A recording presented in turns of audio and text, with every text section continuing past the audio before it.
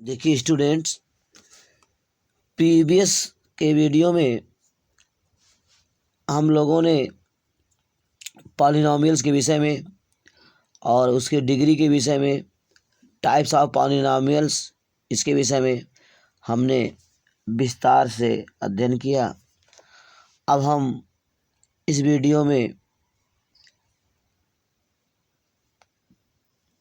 Exercise 2.2, ठीक है, exercise 2.2 के प्रश्नों को सॉल्व करेंगे।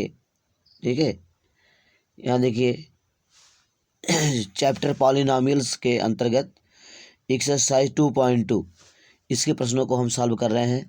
देखिए पहला प्रश्न है find the zeros of the following quadratic polynomials and verify जांच करो, एंड वेरीफाई द रिलेशनशिप संबंधों की जांच करो, बिटवीन द जीरोज के बीच में, एंड कोएफिशिएंट के बीच में संबंधों की जांच करो। देखो स्टूडेंट, यहाँ हमें समझना होगा जीरोज और कोएफिशिएंट के विषय में समझना होगा। जीरोज और कोएफिशिएंट, ठीक है, हो सकता है आप पहले से कोएफिशिएंट के बारे में जानते हो, तो एक बार और आप क्वेश्चन को पढ़िए फिर से। क्वेश्चन को देखिए, किसी क्वेश्चन को आपको 2-3 बार पढ़ना चाहिए। तो क्वेश्चन जब आप 2-3 बार पढ़ते हैं तो ऑटोमेटिक समाधान आपको मिलता है। फाइंड द जीरोज, फाइंड ज्ञात करो, द जीरोज ज्ञात करो।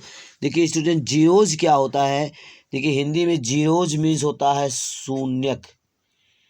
जीरोज ZERO, जीरो मीन्स आप जानते हैं शून्य। यहाँ देखिए जीरोज लगा दिया गया। यहाँ मैथमेटिक्स में जीरोज शून्यक से मतलब है, यहाँ से कहेंगे शून्यक। जीरोज शून्यक मतलब शून्य कर देने वाला। अभी हम लोग समझते हैं जीरोज का अर्थ, जीरोज के विषय में। फाइंड द जीरोज ज्ञात करें, शून्य ज्ञात करें। आप द फॉलोइंग क्वाड्रेटिक, निम्नलिखित क्वाड्रेटिक द्विघात पॉलिनॉमियल, द्विघात बहुपद के जीरोज को ज्ञात करें। ठीक है, आपको मैंने समझाया क्वाड्रेटिक पॉलिनॉमियल मीन्स होता है द्विघात बहुपद। ठीक है, द्विघात बहुपद जैसे आप जानते हैं x² + 7x + 8। आप देख रहे हैं x² + 7x + 8। इस बहुपद की सबसे बड़ी डिग्री, इस बहुपद की डिग्री जो है 2 है। मैंने आपको बताया था किसी बहुपद में वेरिएबल पे जो मैक्सिमम पावर होता है, किसी बहुपद में, किसी पॉलिनॉमियल में वेरिएबल मैंने बताया XYZ वेरिएबल कहलाता है। मैंने समझाया अच्छी तरह से आपको, XYZ वेरिएबल है। तो किसी पॉलिनॉमियल में वेरिएबल पर जो मैक्सिमम पावर होता है वो उसकी डिग्री होती है। ठीक है, तो आप देख रहे हैं x² + 7x + 8, इसकी डिग्री, ठीक है, 2 है। इस प्रकार यह क्वाड्रेटिक पॉलिनॉमियल द्विघात बहुपद। तो क्या करें? फाइंड द जीरोज, शून्य ज्ञात करें। आप द फॉलोइंग क्वाड्रेटिक पॉलिनॉमियल, निम्नलिखित द्विघात बहुपद के शून्य को ज्ञात करें, एंड वेरीफाई करें, जांच करें, द रिलेशनशिप संबंध की जांच करें, बिटवीन द जीरोज के बीच में, एंड कोएफिशिएंट, जीरोज और कोएफिशिएंट गुणांक, कोएफिशिएंट आप जानते हैं गुणांक। ठीक है, तो शून्य और गुणांक के बीच में संबंध की जांच कीजिए। तो ये आपका प्रश्न है। ठीक है, अब यहाँ देखिए, इसमें पार्ट 1 पहला पार्ट है x² - 2x - 8, x² - 2x - 8। इसमें क्या करना है? इस पॉलिनॉमियल के जीरोज को ज्ञात करना है।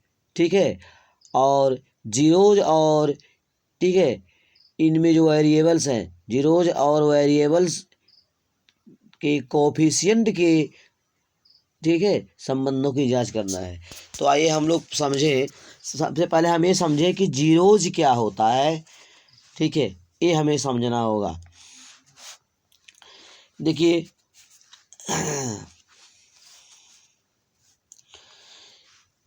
यहाँ देखिए जीरोज और कोएफिशिएंट की बात है। कोएफिशिएंट तो आप जानते हैं। देखिए अभी x² - 2x, -8 है। तो यहाँ देखिए इस स्क्वायर माइनस 2x माइनस 8 में इस पॉलिनॉमियल में यहाँ देखिए एक्स स्क्वायर का जो गुणांक है, देखिए यहाँ पर यहाँ गुणांक एक छिपा है, यहाँ लिख सकते हैं 1x², ठीक है। और यहाँ लिख सकते हैं, देखिए यहाँ पे तो एक्स का गुणांक 2 दिया हुआ है, ठीक है। तो 2 इंटू एक्स, यहाँ 2 पहले से दिया है -8। तो इस तरह से यहाँ देखिए x² का जो गुणांक 1 है, ठीक है, इसे यहाँ कहते हैं कोएफिशिएंट कहते हैं इन इंग्लिश लैंग्वेज। यहाँ पर देखिए यहाँ कहेंगे कोएफिशिएंट, ये कोएफिशिएंट है, यहाँ पर कोएफिशिएंट गुणांक आप बोलते हैं, इसे कहते हैं कोएफिशिएंट हिंदी लैंग्वेज गुणांक। इन हिंदी लैंग्वेज इसे कहते हैं गुणांक, कोएफिशिएंट गुणांक, ठीक है। तो ये x² का गुणांक है, क्या है, कोएफिशिएंट ऑफ x², कितना है यहाँ, ये एक गुणांक हो गया, ठीक है। कोएफिशिएंट ऑफ x²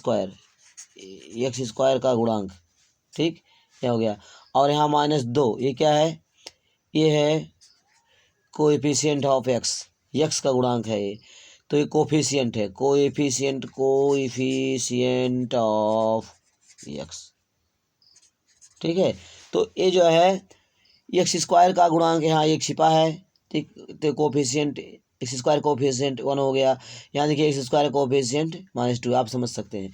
और यहाँ देखिए -8 एक क्या है, कांस्टेंट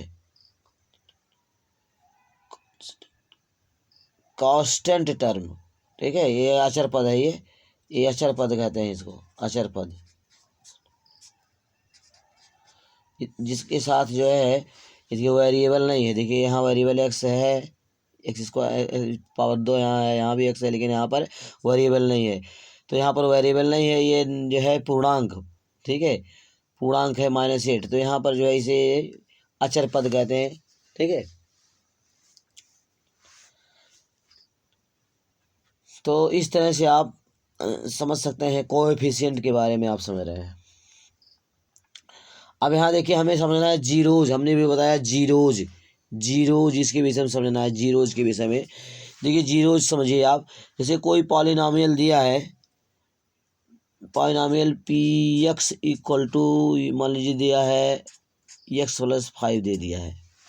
पहले एक सिंपल एग्जांपल लीजिए, px इक्वल टू x + 5 दिया है, ठीक है। अब देखिए यहाँ पर हमने लिखा है px, देखिए p मीन्स क्या होता है, p मीन्स पॉलिनॉमियल, ठीक है। यहाँ x लिखा है, तो मतलब x के रूप में, रूप में पॉलिनॉमियल, मतलब यहाँ पर इस पॉलिनॉमियल में जो चर लिया गया है, जो वेरिएबल लिया गया है, वो x लिया गया है। तो इस तरह से x + 5। और अगर ऐसे लिख दिया जाए, और py इक्वल टू 4y + 8, तो इसका मतलब क्या है, कि मतलब ये जो पॉलिनॉमियल है, ये जो पॉलिनॉमियल दिया गया है, इसमें जो वेरिएबल है, चर है, वो y है। तो py इक्वल टू 4y + 8। तो इस तरह से आप समझ सकते हैं। तो पॉलिनॉमियल px, ठीक है, इक्वल टू x + 5, इसको हम x + 5 को, ठीक है, px से निरूपित करते हैं, px संकेत से निरूपित कर दिए, px इक्वल टू x + 5, ठीक है, इसका एक नाम दे दिए, ठीक है। तो ये आपका पॉलिनॉमियल है, px इक्वल टू x + 5 है, ठीक है। तो अब यहाँ देखना है कि इसका जीरो क्या होगा।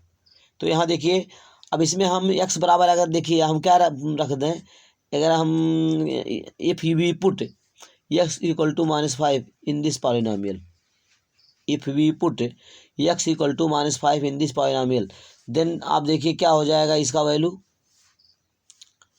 ठीक है।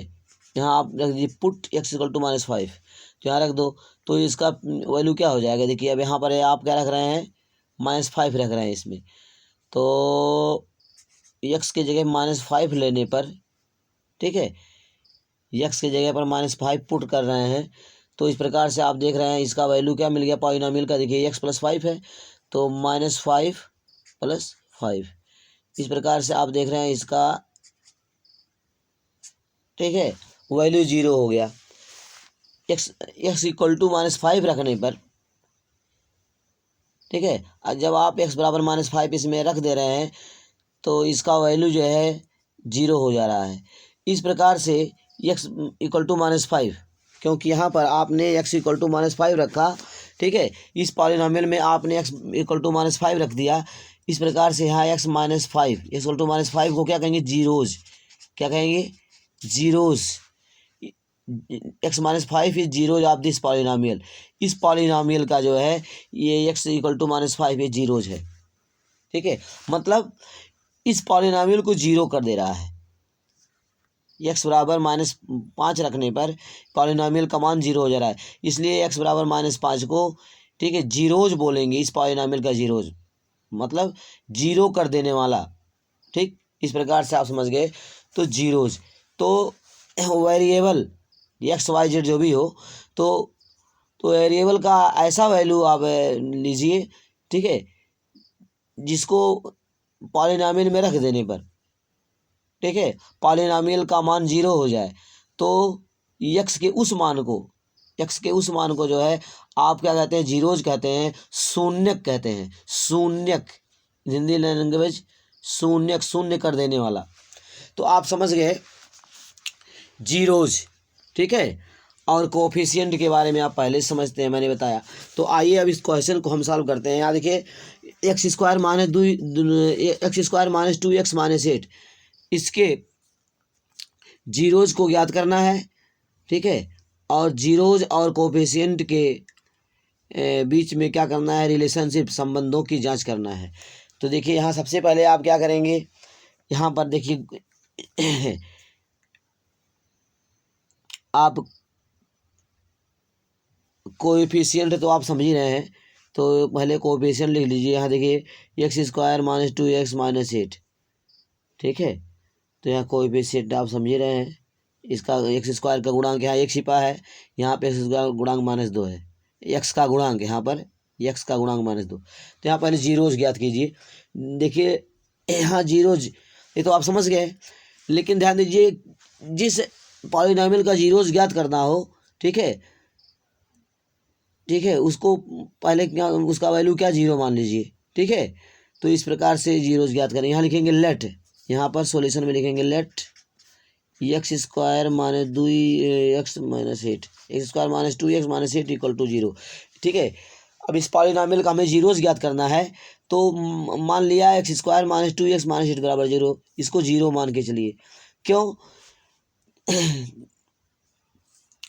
हाँ, क्योंकि हमें जीरोज ज्ञात करना है। देखिए अब जीरोज रख दिए कि x² -2x मान लीजिए कोई वैल्यू रखने पर, अब आपको वैल्यू नहीं मालूम है कि x बराबर हम यहाँ पर 2 रखें, ठीक है, ये 2 रखें अथवा 4 रखें, 3 रखें, क्या रखें नहीं मालूम है। मतलब यहाँ x का वैल्यू यहाँ पर कुछ रख देने पर कोई पूर्णांक होगा, ठीक है। तो x का वैल्यू यहाँ पर कोई पूर्णांक लेने पर जो है क्या हो जाएगा, जीरो हो जाएगा। x का वैल्यू कुछ लेने पर यहाँ पर पॉलिनॉमियल जीरो हो जाएगा। तो मान लेते हैं x² -2x-8 बराबर 0, तो यहाँ जीरो मान के चले। अच्छा, अब उसके बाद यहाँ पर x का मान आएगा। यहाँ आप क्या करेंगे यहाँ इसका फैक्टर करेंगे, गुणनखंड। यहाँ आप गुणनखंड करेंगे। अब देखिए गुणनखंड करना आपको मालूम होना चाहिए। यहाँ देखिए x² -2x-8 इक्वल टू 0 ये क्वाड्रेटिक इक्वेशन है, द्विघात क्वाड्रेटिक इक्वेशन बन गया। अब यहाँ बराबर 0 कर दिए ना, तो ये क्या हो गया, ये पॉलिनॉमियल था। अब इसको आप लिखे late x² -2x-8 equal to 0। अब ये क्या हो गया, क्वाड्रेटिक इक्वेशन बन गया, द्विघात समीकरण, ठीक है। तो अब देखिए यहाँ पर आप क्या करेंगे, इसको हल करेंगे। यहाँ देखिए x² -2x-8, अब ये देखिए ये द्विघात है, ठीक है। तो अब यहाँ क्या करेंगे, इसका गुणनखंड करना, इसका गुणनखंड करेंगे। आप गुणनखंड करना जानते होंगे। देखिए यहाँ पर -8 का आप ऐसा फैक्टर करिए, ये जो -8 है, ठीक है, इसका आप ऐसा फैक्टर करिए, ठीक है, कि उन फैक्टर को जोड़ने पर, उन फैक्टर को ऐड करने पर क्या मिले, -2 मिले यहाँ, ठीक है। तो -8 का देखिए फैक्टर हम देखते हैं क्या होगा। देखिए -8 का एक फैक्टर होगा, देखिए सबसे पहले तो ये होगा देखिए -1 इंटू 8 ये होगा। तो ध्यान देने की बात है, -1 इंटू 8 है तो 8 1 जा 8, -8 तो मिल जाएगा। लेकिन अगर हम -1 में 8 को ऐड करेंगे तो क्या आएगा, 8, देखिए -1 प्लस 8, तो क्या यहाँ आप -1 में 8 ऐड करेंगे, आपको पता होगा कि -1 प्लस 8, 8 में से यहाँ पे क्या होगा, 1 लेस हो जाएगा, 7 आएगा। 8 में से 1 लेस होगा, 7 आ जाएगा। तो यहाँ पर आप देख रहे हैं 7 आ रहा है।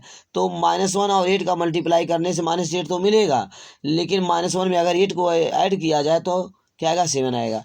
अच्छा, और दूसरा फैक्टर इसका क्या होगा, देखिए ऐसे 8 आगे कर दीजिए, 8 इंटू -1 कर दीजिए, तो यहाँ क्या होगा, देखिए ये -8 तो मिल जाएगा। लेकिन अगर -8 में, यहाँ देखिए ये 8 में -1 को ऐड करें तो क्या होगा, 8 प्लस इन द ब्रैकेट -1, तो क्या होगा, 8 प्लस का मल्टीप्लाई माइनस में माइनस आ गया, तो 8 -1 क्या आ गया, 7। तो इस तरह से 7 आ रहा है, आपको 2 नहीं मिल रहा है। तो इस तरह से आपने फैक्टर, इस तरह से आप फैक्टर करते हैं।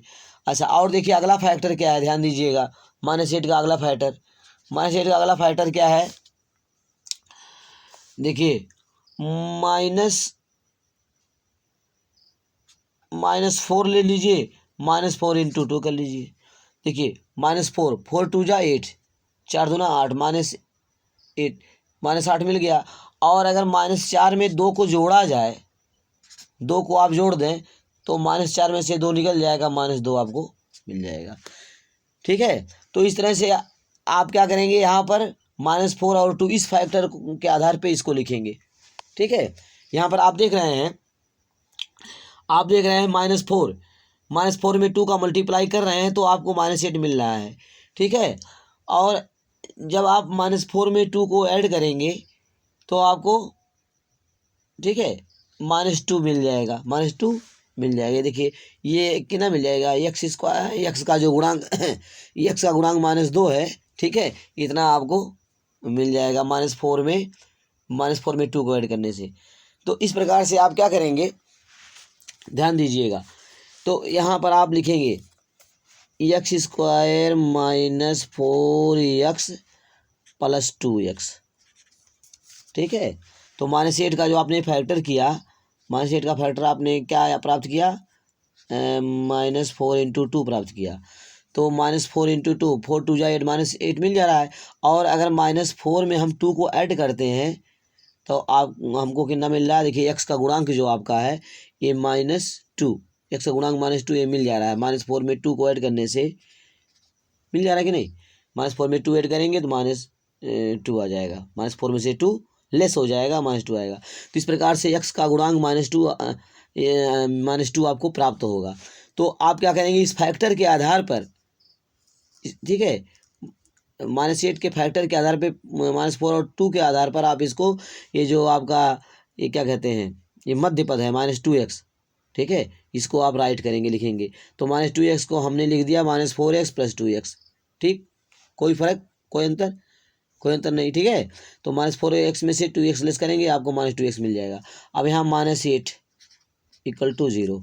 अब देखिए, अब आप क्या करेंगे, यहाँ पर कॉमन लेंगे, x² -4x प्लस 2x -8। यहाँ देखिए x² -4x पहला समूह लीजिए, यहाँ से यहाँ तक। ठीक है, तो इसमें क्या है, यहाँ देखिए x कॉमन है, तो x² -4x, यहाँ x कॉमन लिए तो x² में से x कॉमन ले लिया, यहाँ x आ गया, माइनस यहाँ x कॉमन हो गया, 4 हो गया। ठीक है, तो यहाँ पर x कॉमन लिए तो क्या हो गया, इन द ब्रैकेट x -4। अब यहाँ देखिए 2x -8, इस समूह में क्या है, 2 कॉमन है, तो 2 कॉमन ले लिए आप, तो यहाँ बचेगा x -2 4 जा 8। ठीक है, तो इस तरह से यहाँ पे 2 कॉमन लिए तो इन द ब्रैकेट कोष्ट में क्या बचा, x -4। अब देखिए यहाँ इक्वल टू 0 है। अब देखिए यहाँ पर क्या है, x -4 यहाँ और x -4 यहाँ।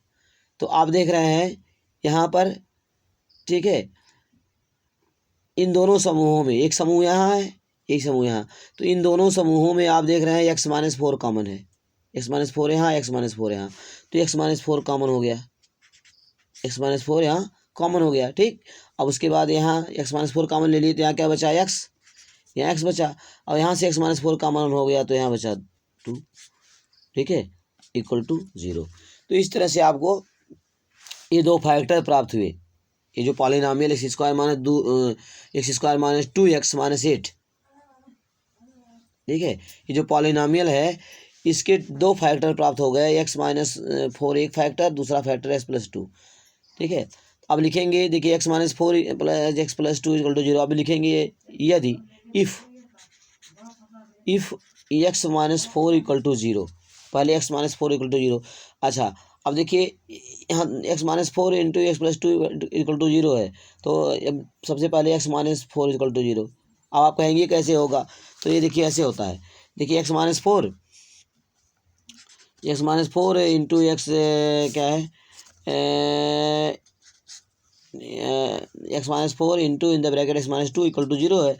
तो यहाँ पर जब x-4 इक्वल टू निकालेंगे, x-4, ठीक है, x-4 इक्वल टू क्या हो जाएगा, 0/x-2, ये होगा ना। x-4 इक्वल टू जब लिखेंगे तो क्या होगा, 0 में आप क्या करेंगे, 0/x-2, ठीक है। तो इस तरह से 0 में x-2 से जब डिवाइड करेंगे तो 0 ही आएगा। तो इस बात को आप समझ सकते हैं। तो इस प्रकार से होगा x- इक्वल टू 0। तो इस बात को आप समझिए, इस तरह से यहाँ इस प्रकार डायरेक्ट लिख दिया जाता है। तो अब लिखेंगे if x-4 equal to 0, then क्या हो जाएगा, then x equal to 4, x equal to 4। तो इस तरह से x का एक वैल्यू 4 आ गया। अच्छा, अब आप इसको समझ गए। अब देखिए, अब लिखेंगे again if x+2 equal to 0, then x equal to -2। देखिए यहाँ क्या करेंगे, +2 को 75 करेंगे तो क्या आ जाएगा, -2, x इक्वल टू -2 आ गया। इस प्रकार से x का वैल्यू -2 मिला। अब ध्यान दीजिए यहाँ पर इस तरह से पॉलिनॉमियल x² - 2x-8, ठीक है, इसको 0 मान लिया गया। और इस प्रकार से जो है 0 मानते हुए x के दो मान प्राप्त हुए। एक मान प्राप्त हुआ x बराबर 4 और एक मान प्राप्त हुआ x बराबर -2, ठीक है। अब देखिए ये क्या है, x बराबर 2 आया और x बराबर क्या आया, 4। तो ये क्या है, ये जीरोज हैं। ये जो है इस पॉलिनॉमियल के जीरोज हैं। क्यों जीरोज हैं, ठीक है, जीरोज क्यों हैं, क्योंकि इनको, ठीक है, ये जो x बराबर -2 आया, x बराबर -4। अब देखिए, अब ये जो है इस प्रकार से इस पॉलिनॉमियल के जीरोज हैं, ठीक है। क्यों जीरोज हैं, देखिए x बराबर 4 को हम क्या रख दें, इस पॉलिनॉमियल में रख दें, रख के देख लीजिए 0 हो जाएगा। देखिए x बराबर 4 आया है, तो x बराबर 4 है, तो x बराबर 4 को जब पॉलिनॉमियल में आप रख देंगे, पॉलिनॉमियल आपका x² - 2x-8 है, ठीक है। इसमें रख दीजिए, रखने में देखिए 0 हो जाएगा। अभी x का देखिए 4 का स्क्वायर -2 इंटू x, 4 - 8, यहाँ देखिए 4 4 जा 16 - 2 4 जा 8 - 8, 16 - 8 8 8 -8 -16, देखिए 16 - 16, ठीक है। तो क्या आ गया, 16 में से 16 घटाएंगे तो क्या आ जाएगा, 0 आ जाएगा। इस प्रकार से आप देख रहे हैं एक्स बराबर क्या रखने पर, 4 रखने पर क्या हो गया, पॉलिनॉमियल 0 हो गया, ठीक है। तो इस प्रकार से x बराबर 4 रखेंगे तो पॉलिनॉमियल का मान अब 0 हो जाएगा। ऐसे x बराबर जो हमारा ऋण 2 मिला है उसको भी जब हम रखेंगे पॉलिनॉमियल में तो पॉलिनॉमियल का मान 0 हो जाएगा। इस प्रकार से x-2 और x बराबर 4 ये क्या है, जीरोज हैं, ठीक है, पॉलिनॉमियल के जीरोज हैं। तो अब आप समझ गए। अब देखिए हम संबंधों की यहाँ जांच करेंगे। अब यहाँ देखिए हम संबंधों की जांच करेंगे, हाँ, जीरोज और कोफिशिएंट के संबंधों की जांच करेंगे। तो देखिए कैसे,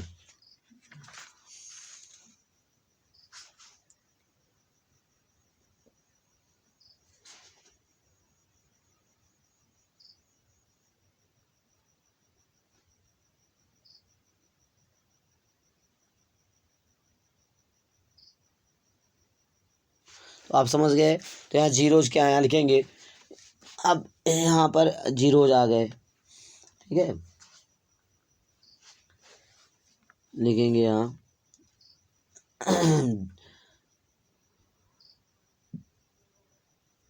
तो यहाँ लिखेंगे इसका वैल्यू क्या हो जाता है पॉलिनोमियल का जो दिया है एक्स स्क्वायर माइनस पॉलिनोमियल आपका दिया x square minus 2x x square minus 2x minus 8। ठीक है, ये पॉलिनोमियल इसका मान क्या हो जाता है वैल्यू ऑफ लिखेंगे value of x square value of x square minus 2x minus 8। ठीक है, इज जीरो हो जाता है। कब जीरो हो जाता है? ठीक है, जब आप क्या रखते हैं व्हेन एक्स इक्वल टू क्या 4 when x equal to 4 and x equal to -1 -2।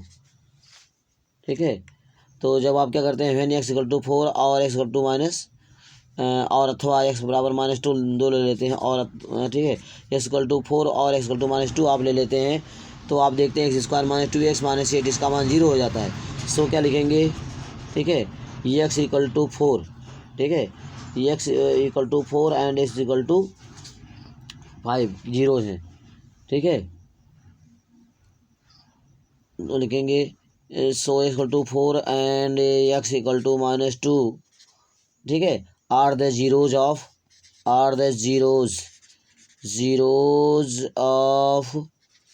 अब पॉलिनोमियल जो पॉलिनोमियल आप दिया था zeros of x square minus 2x minus 8। ये जो पॉलिनोमियल है इसके जीरोज हो गए कौन? इस प्रकार से आप समझ गए ना। एक्स बराबर यहाँ पे से लिख देंगे एक्स बराबर 4 and x equal to -2 are the zeros of x square minus 2x minus 8। जो पॉलिनोमियल है उसके जीरोज हैं। क्यों? क्योंकि ये क्या होगा एक्स बराबर 4 देखिए आपने रखा जो एक्स बराबर 4 ये वैल्यू प्राप्त हुआ इसको आपने पॉलिनोमियल में रखा तो पॉलिनोमियल का वैल्यू 0 हो गया। ऐसे ही एक्स बराबर जो -2 प्राप्त हुआ है एक्स इक्वल टू -2 जो मिला है उसको भी जब आप पॉलिनोमियल में रखोगे तो पॉलिनोमियल 0 हो जाएगा। तो इस प्रकार से एक्स बराबर 4 और एक्स बराबर 2 क्या है पॉलिनोमियल के जीरोज हैं शून्यक हैं। अब देखिए अब क्या करेंगे पॉलिनोमियल के जीरोज के बीच में और कोएफिशिएंट के बीच में हम संबंधों की जांच करेंगे। तो यहाँ पर देखिए सबसे पहले हम लिखेंगे सम ऑफ जीरो जो जीरोज मिले हैं। देखिए सम ऑफ जीरोज जो जीरोज प्राप्त हुए हैं उनके सम आप ज्ञात करिए। देखिए आपका सम क्या हो गया? देखिए आपको जीरोज मिला है, क्या मिला है 4 और -2 मिला है तो इसका सम ज्ञात करिए। तो लिखेंगे 4 + -2 4 + -2। देखिए आपको पता है कि यहाँ पर क्या होगा इसको हल करने पर क्या आएगा 2 आ जाएगा। देखिए 4 है प्लस माइनस का मल्टीप्लाई -2 4 -2 2 हो जाएगा। इस बात को आप समझ गए? अच्छा इतना आप समझ गए। अब देखिए तो यहाँ से सम ऑफ जीरोज आपका 2 आ गया। ठीक है, अब यहाँ पर सम ऑफ जीरोज हो गया, ये आप समझ गए। अच्छा अब देखिए यहाँ पर अगर हम देखिए आप इसको देखिए ध्यान से पॉलिनोमियल को ध्यान से देखिए। यहाँ पर देखिए एक्स स्क्वायर का गुणांक 1 छिपा है, आप समझ सकते हैं। एक्स स्क्वायर गुणांक यहाँ पे छिपा है और यहाँ एक्स का गुणांक क्या है -2 है। ठीक है, एक्स स्क्वायर का कोएफिशिएंट 1 है और एक्स का कोएफिशिएंट -2 है। तो आप यहाँ लिखिए आप यहाँ लिखेंगे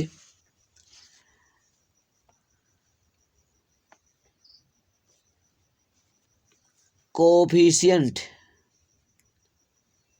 ठीक है, आप देखिए अब यहाँ कोएफिशिएंट आप देखिए ये आपका कोएफिशिएंट क्या है यहाँ -2 ले लीजिए। तो -2 आप ले लिए। ठीक है ठीक है -2 को ब्रैकेट में रखिए और आगे माइनस का गुणा करिए तो माइनस। ठीक है इन द ब्रैकेट -2। अच्छा और वो 1 से डिवाइड कर दीजिए। तो इस तरह से आपको पता है ये भी कितना आ जाएगा माइनस माइनस। देखिए माइनस का मल्टीप्लाई माइनस में प्लस 2/1 2 आ जाएगा। तो क्या है देखिए ये माइनस इन द ब्रैकेट -2। देखिए यहाँ देखिए -2 एक्स का क्या है एक्स का गुणांक है एक्स का कोएफिशिएंट है। तो यहाँ आप लिखेंगे इसको लिखेंगे यहाँ माइनस। ठीक है क्या लिखेंगे coefficient of x square minus in the bracket coefficient of इसका coefficient EFFICINT coefficient of x square. ठीक है minus coefficient of x square upon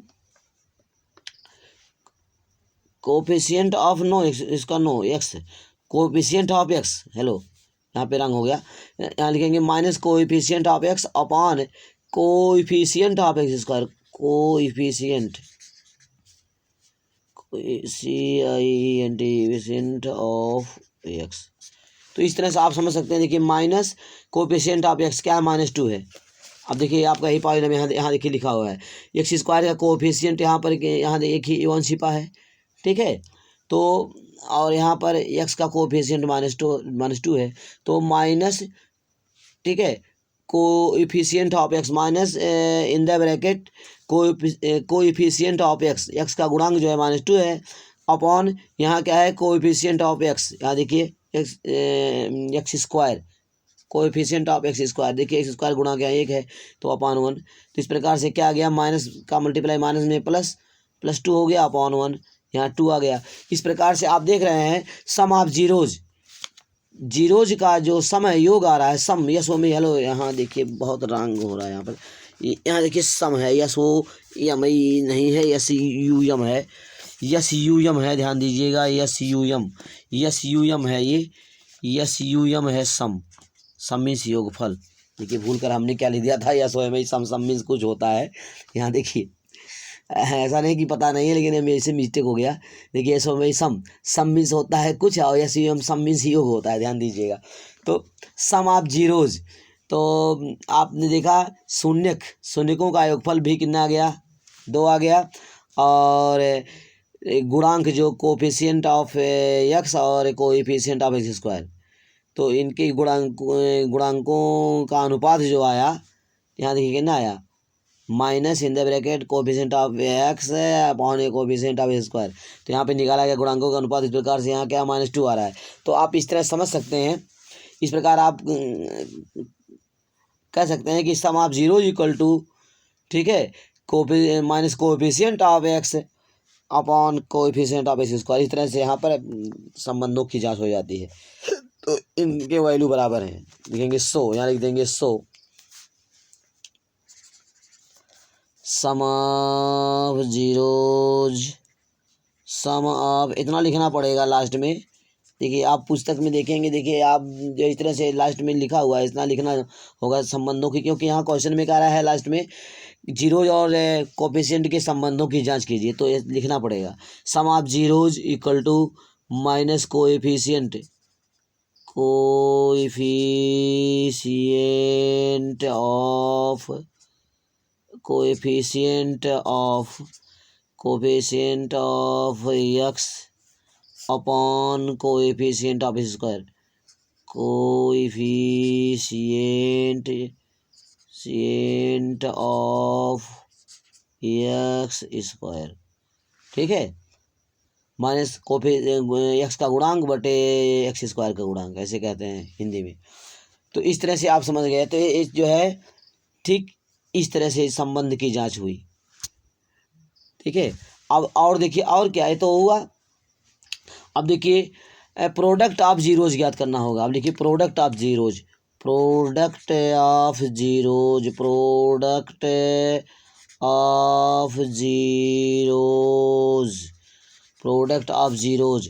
देखिए प्रोडक्ट जीरोज आपके जो मिले हैं क्या है, 4 और -2 मिला है, तो 4 इंटू -2 आपको मिला -8, 4 इंटू -8 मल्टीप्लाई किए -8 मिल गया। अब प्रोडक्ट ऑफ जीरोज ये आ गया, तो ठीक है, इतना आपको प्राप्त हुआ प्रोडक्ट ऑफ जीरोज, ठीक। अब देखिए शून्यकों का गुणनफल -8 आया। अब यहाँ देखिए जो आपका इसमें देखिए जो पॉलिनॉमियल है, इसमें देखिए जो अचर पद है, यहाँ देखिए -8 अचर पद है, तो -8 अचर पद है। अगर इसमें आप क्या करें, ठीक है, जो कांस्टेंट टर्म जो आपका है, कांस्टेंट टर्म -8, कांस्टेंट टर्म में आप क्या करें, एक्स स्क्वायर, ठीक है, एक्स स्क्वायर के गुणांक से भाग देते हैं तो आपको -8 मिलेगा। तो यहाँ देखिए लिखेंगे कांस्टेंट टर्म, देखिए आपका क्या है, देखिए एक्स स्क्वायर का कांस्टेंट टर्म कितना, ये आपका -8 है ना, कांस्टेंट टर्म -8 है, यहाँ क्या कहते हैं इस पॉलिनॉमियल का, x square minus 2x minus 8, ये जो पॉलिनॉमियल है इसका कांस्टेंट टर्म है। जो पॉलिनॉमियल यहाँ देखिए पॉलिनॉमियल है x square minus 2x minus 8, इसका कांस्टेंट टर्म -8 है। तो यहाँ -8 में आप क्या करें, एक्स स्क्वायर के गुणांक से आप भाग दें तब भी आपको -8 मिल रहा है। तो यहाँ आप लिख सकते हैं, ठीक है, constant term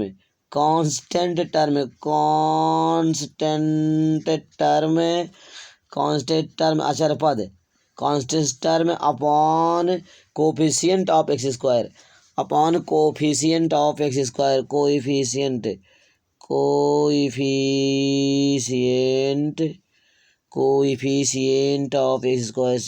of x square, ठीक है।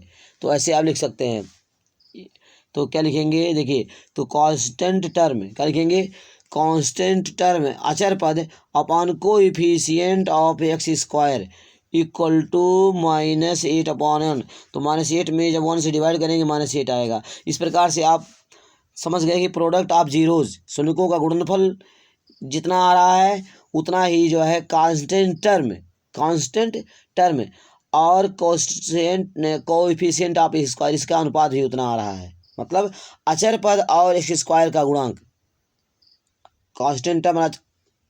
कांस्टेंट टर्म मीन्स क्या होता है, अचर पद। तो अचर पद और एक्स स्क्वायर के गुणांक का अनुपात भी उतना ही आ रहा है। इस प्रकार से आप कह सकते हैं product of zeros equal to constant term upon coefficient of x square. तो इस प्रकार से संबंधों की जांच हुई। तो स्टूडेंट, इस तरह से आप